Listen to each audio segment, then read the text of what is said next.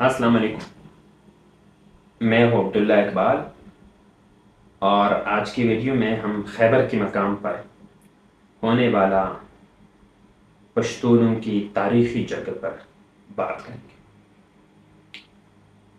9/11 کے بعد پختون بیلٹ پر نام نہاد دہشت گردی کے خلاف جنگ یعنی وار آن ٹیرر نے اس علاقے کو شورش زدہ اور جنگ زدہ بنا دیا ہے۔ اس سے دہشت گردی کا خاتمہ تو نہیں ہوا، مگر عرب اور وسطی ایشیا کی جہادیوں نے پختون سرزمین کو ضرور کیا۔ اس جنگ میں جس کے خلاف جہاد شروع کیا گیا تھا، امریکا اور اس کی نیٹو اتحادیوں کے تقریباً 3500 افراد مارے گئے، جبکہ افغانستان کی لگ بھگ 66,000 ملٹری فورسز مارے گئے۔ پاکستان کی 6,000 سے زائد سیکورٹی فورسز کے اہلکار بھی اس جنگ میں مارے گئے۔ اس کے علاوہ پاکستان میں پختون عوام کی تقریباً 76,000 جانیں ضائع ہوئی۔ آپ اندازہ لگا سکتے ہیں کہ پختون قوم کو کتنی بڑے پیمانے پر نقصانات کا سامنا کرنا پڑا ہے۔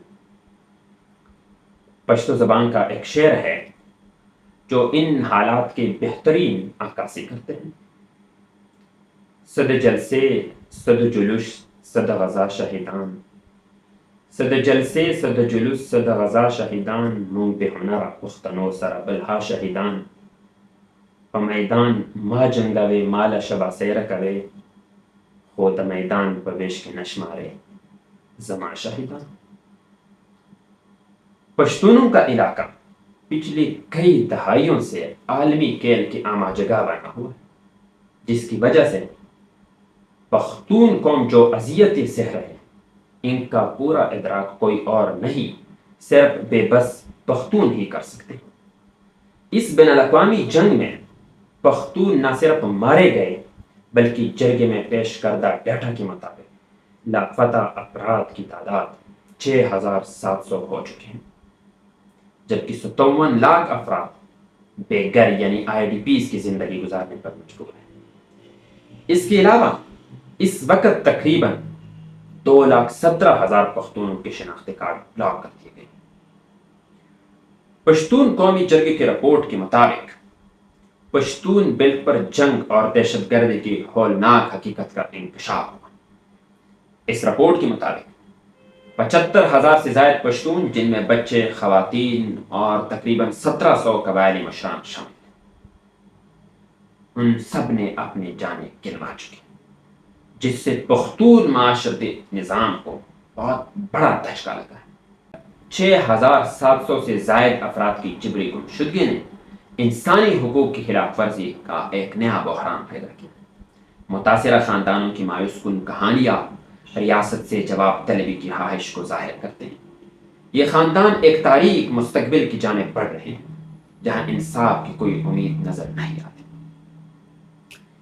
تقریباً اگر دیکھا جائے، گھر، مساجد اور بازار مکمل طور پر تباہ ہو چکے ہیں، جس میں سے صرف جنوبی وزیرستان کے بہت بڑی تعداد پہ جو گھر ہے وہ مسمار ہوئی۔ معیشت کو بھی شدید نقصان پہنچا ہے، کیونکہ 35 بڑے بازاروں کی تباہی سے 25,000 دکانیں متاثر ہوئی، جس نے مقامی لوگوں کی زندگی کو مشکل بنا دیا، اور 57 لاکھ افراد کے بے گھر ہو چکے ہیں، جن میں سے 23 لاکھ تاحال در بدر کا شکار ہے، جو کہ علاقے میں شدید انسانی بحران کی نشانی ہے۔ مزید زمینوں پر غیر قانونی قبضے نے مقامی لوگوں کو ان کی زرخیز زمینوں سے محروم کر دیا ہے، جس کی وجہ سے بنیادی معاشرتی ڈھانچہ متاثر ہوا ہے۔ خیبر پختونخوا میں وار اکانومی اور اس کی سٹیک ہولڈرز کی مفادات وابستہ ہیں۔ خطے میں جاری طویل تنازعات، دہشت گردی اور فوجی آپریشنز یا سیکٹرین کانفلکٹ ان سب وار لارڈز کی مفادات وابستہ ہیں۔ صوبے میں اس کی سب سے بڑے مثال ضلع کرم ہے، جہاں اسٹیٹ کا ریٹ نہ ہونے کے برابر ہے، بلکہ ہے ہی نہیں، اور ہر ماہ تقریباً 50 تک جوان موت کے آغوش میں چلے جاتے ہیں۔ اور وہاں کی جو شیعہ سنی جنگ ہے، وہ میری رائے کے مطابق 2 ریاستوں کی جنگ سے بھی بڑے جنگ ہیں، یعنی اس سے بھی بڑے لیول کے ہیں، کیونکہ وہاں بغیر کسی جنگی اصول کی ہیوی ویپن جیسے مارٹر اور میزائل کا استعمال آبادی پہ کیا جاتا ہے۔ تو یہ سب حالات اس لیے پیدا کیے ہیں تاکہ پختون بیلٹ کو ڈی اسٹیبلائز کر دیا جائے اور اس کی ریسورسز کو بآسانی لوٹا جا سکے۔ ان وار لارڈز نے ہمارے پختون معاشرے کو دہشت گرد، وحشی اور پتہ نہیں کیا کیا دکھایا اور پوری معاشرے کو ایک انتہا پسند معاشرہ بنا دیا۔ پختونوں کو میڈیا پر جس طرح پریزنٹ کیا یا جس طرح اس کے آئیڈینٹی کو کنسٹرکٹ کیا، یہ یقیناً پختون قوم کے لیے ایک بڑی اذیت ہے۔ چنانچہ ان مسائل کو ایڈریس کرنے کے لیے پشتون تحفظ موومنٹ نے ایک جرگہ بنایا جس میں پختون قوم کے تمام بڑے اور ہر پیشے کے لوگوں نے شرکت کی۔ 3 دن تک ان سنگین مسائل کو حل کرنے کے لیے پختونخوا کے مسائل اور وسائل پر گفتگو ہوتے رہے۔ آخر کار 13 اکتوبر کو 22 نکات پر مشتمل ایک فیصلہ سنایا گیا جس کی ضروری نکات کا مختصر تجزیہ میں آپ کے سامنے رکھتا ہوں۔ سب سے پہلے جرگے نے فوج اور دہشت گرد تنظیموں کو علاقے سے نکالنے کے لیے 2 ماہ کا وقت دیا ہے۔ پختون قوم کی اکثریت فوج اور طالبان کو ایک سکے کے 2 روح سمجھتے ہیں، یعنی ملٹرائزیشن کے لیے دہشت گردی اور دہشت گردی کے لیے ملٹرائزیشن ایک دوسرے سے جڑے عناصر ہیں۔ لیکن اب پختون قوم کو سمجھ آ گیا ہے کہ ہمیں انٹرنیشنل جنگوں میں بطور ایندھن استعمال کیا جا رہا ہے، اس لیے ایکسٹریم لیول ٹرسٹ ڈیفیسٹ کی وجہ سے پختونوں کا اعتماد سیکورٹی اداروں کی بالخصوص ملٹری سے اٹھ چکا ہے، اس لیے ان کو نکالنے کا فیصلہ کیا۔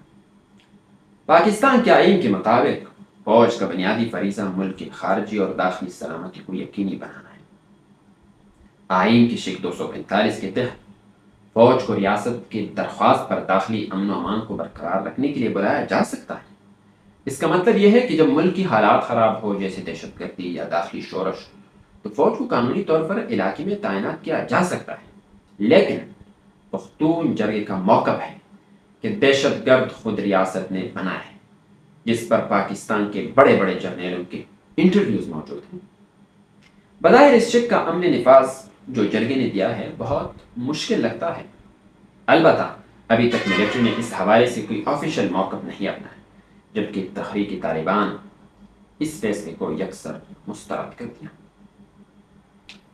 دوسرا، جرگے میں پختونوں کی وسائل پر بات ہوئی، جو کہ پختونوں کی وسائل پر حق کا مطالبہ آئین کی شق 172 اور آرٹیکل 158 کے مطابق درست ہے، جو کہ صوبے یا علاقے کو ان کی قدرتی وسائل پر اولین حق دیتا ہے۔ اس لیے یہ فیصلہ پاکستانی قانون کے مطابق بالکل ٹھیک اور جائز ہے۔ بجلی کی قیمت 5 روپے فی یونٹ مقرر کرنے کا مطالبہ اور قبائلی علاقوں کو مفت بجلی دینے کا فیصلہ آئینی دائرہ کار میں معاشی حقوق کی بنیاد پر کیا گیا۔ اور تیسرا جو کہ بہت امپورٹنٹ ہے، ڈیورن لائن کے حوالے سے جرگے نے ڈیورن پر فیصلہ دیا کہ اس کو کھول دیا جائے۔ یہ نہ صرف پاکستان اور افغانستان کے درمیان سرحدی کشیدگی کو کم کر سکتا ہے، بلکہ پورے خطے کے لیے اقتصادی فوائد بھی لا سکتا ہے، کیونکہ جب ایک دوسرے پر معاشی ڈیپینڈنسی ہو تو پھر بارڈر پر سیکورٹی صورتحال بھی ٹھیک ہوتا ہے۔ تجارت کے لیے کھلے سرحدیں تجارت کو فروغ دیتا ہے، جس سے دونوں ممالک کی معیشت کو فائدہ ہوتا ہے۔ یہ چند گزارشات تھے اور جو کہ مجھے امپورٹنٹ لگی، ان جرگے کے ان فیصلوں پر میں نے مختصر گفتگو آپ کے سامنے رکھ دی۔ انشاءاللہ ملتے ہیں اگلے ویڈیو میں۔